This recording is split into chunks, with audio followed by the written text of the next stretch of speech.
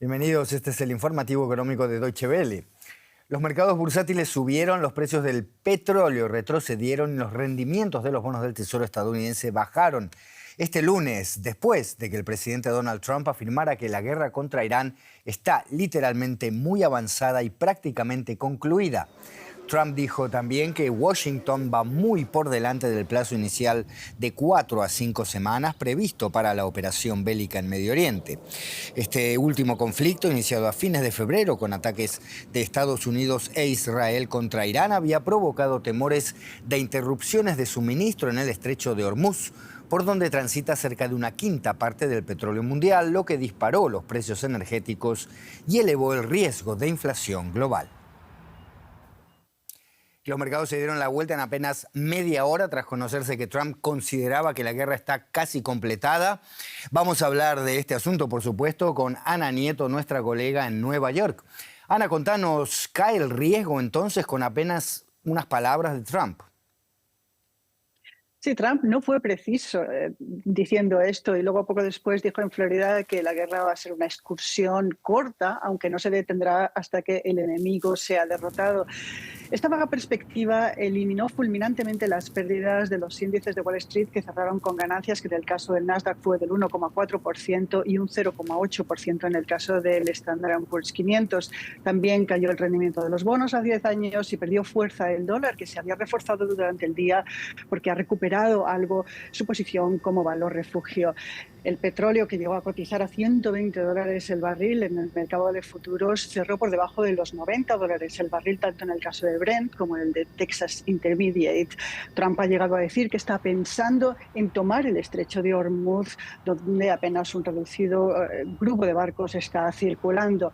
Ha sido una jornada de fuertes giros y de mucha volatilidad que puede ser puesta a prueba mañana mismo, dada la propia volatilidad de la situación en Oriente Medio y de la volatilidad en la Casa Blanca, que solamente el viernes decía que no iban a aceptar nada que no fuera una rendición incondicional de Irán.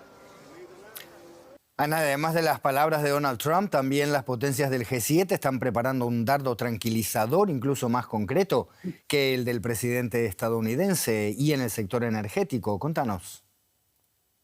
Sí, la subida del precio del crudo ha puesto en guardia a todo el mundo. La amenaza de inflación y el crecimiento ha hecho que los ministros de Finanzas del G7 consideren la posibilidad de abrir las reservas estratégicas, algo que ayudó a calmar bastante los mercados desde por la mañana, los mercados del crudo en cierta medida, y rebajó la presión en los precios.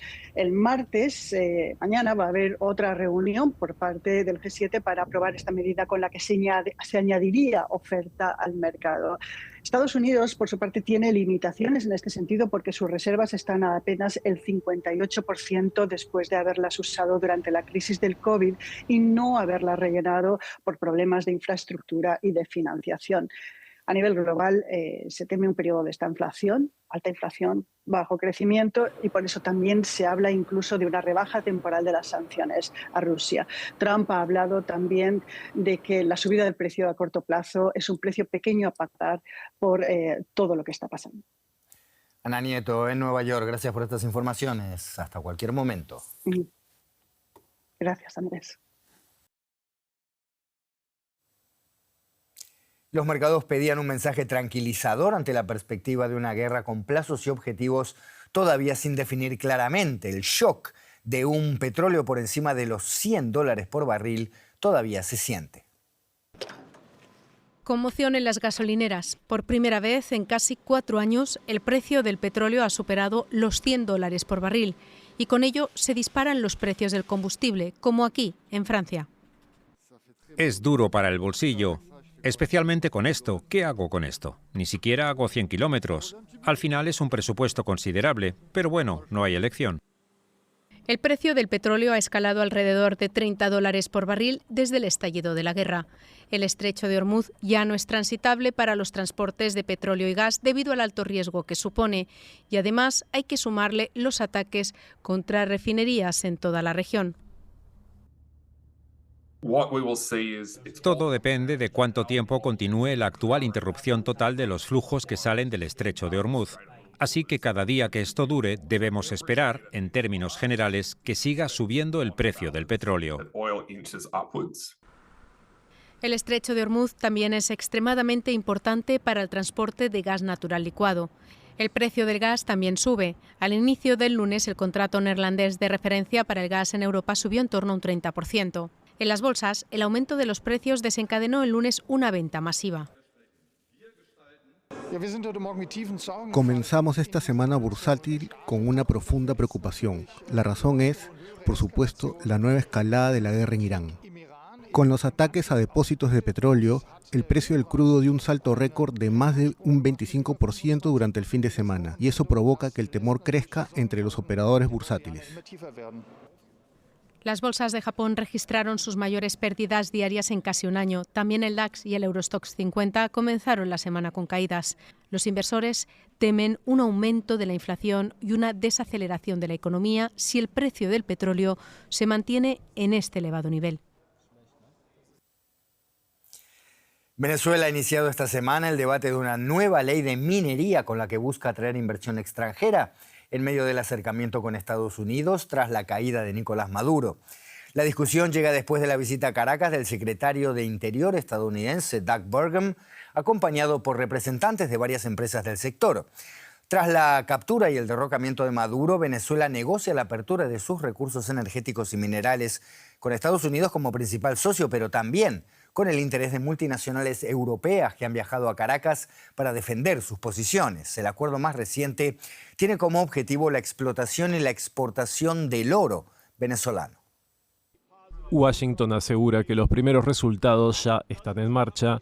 Según Doug Burgum, el secretario del Interior estadounidense, el viernes llegó al país un primer cargamento de oro venezolano valorado en $100 millones.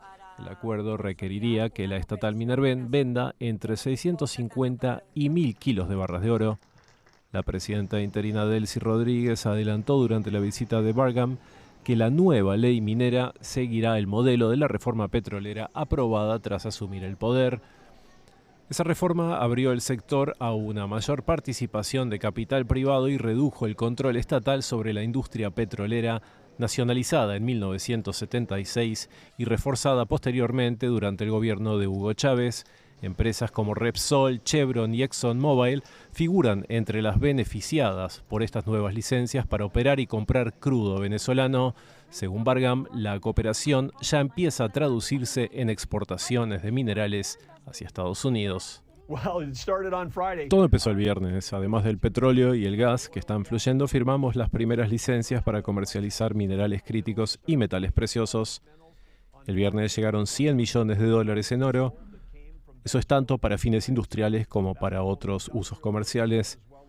Venezuela tiene $500.000 millones en recursos de oro, pero también otros minerales críticos como bauxita para producir aluminio que necesitamos para la defensa y para bienes de consumo.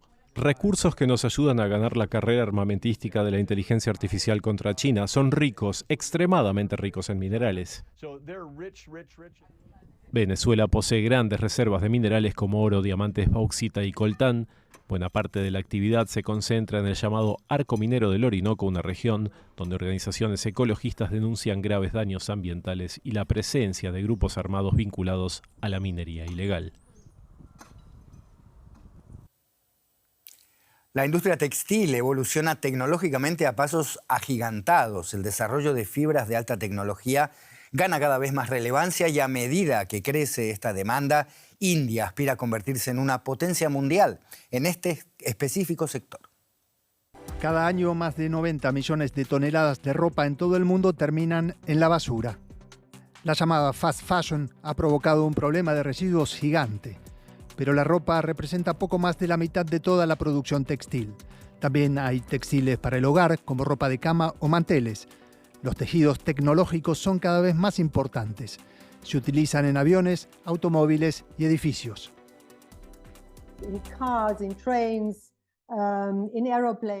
En los autos, en trenes, en aviones hay textiles inteligentes. En toda la industria de los filtros también hay textiles técnicos. Hay textiles técnicos en los viajes espaciales, incluso en los trajes. Los tejidos inteligentes son uno de los focos de investigación en el Instituto de Tecnología Textil de Aquisgrán.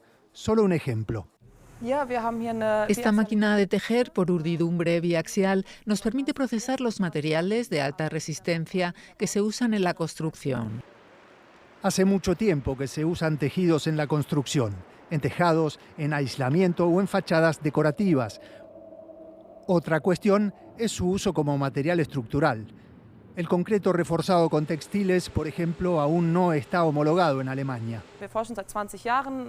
Llevamos 20 años investigando el tema en Aquisgrán, en Dresde, con otras universidades. Estamos cada vez más cerca de obtener la aprobación, pero el gran avance aún no se ha producido. Mohit Raina también participó en esta investigación. Se doctoró en Ingeniería Textil en la Universidad de Aquisgrán. Cuando regresó a Bombay, fundó su propia empresa y ahora produce componentes de concreto reforzado con textiles para la industria de la construcción. Fuimos los primeros en importar la tecnología de Alemania a la India. Me pareció muy interesante para evitar la corrosión, más aún en un país como India, donde con tanta agua alrededor que puede corroer el acero en la construcción, tenemos una solución con fibras y textiles. Su negocio tiene relación directa con la política económica de la India, donde el gobierno está invirtiendo mucho en textiles técnicos. India tiene una larga tradición en el uso de fibras naturales, pero estas no dan la misma imagen de calidad ni los mismos ingresos o beneficios que los textiles técnicos. Por eso el gobierno indio ha realizado grandes esfuerzos para promover los textiles técnicos en los últimos años. Estos edificios tendrán fachadas hechas de paneles de concreto reforzado con textiles. Se consideran respetuosos con el clima porque al ser más delgados se emplea menos material. Por el momento y todavía, esto fue La Economía. Hasta la próxima.